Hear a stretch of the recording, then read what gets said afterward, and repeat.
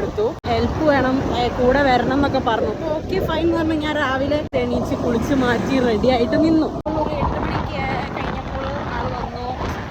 രാവിലെ തന്നെ ഞങ്ങളുടെ ദിവസം തുടങ്ങിയത് ചോര കണ്ടിട്ടാണ് ഗൈസ്. ചോര സംഭവം ഷുഗർ ടെസ്റ്റ് ചെയ്യാൻ വേണ്ടി പോയതാണ്. അതല്ലേ സംഭവം? അതെ. അപ്പോൾ ഓൾറെഡി ഷുഗർ കട്ടിലാണ്.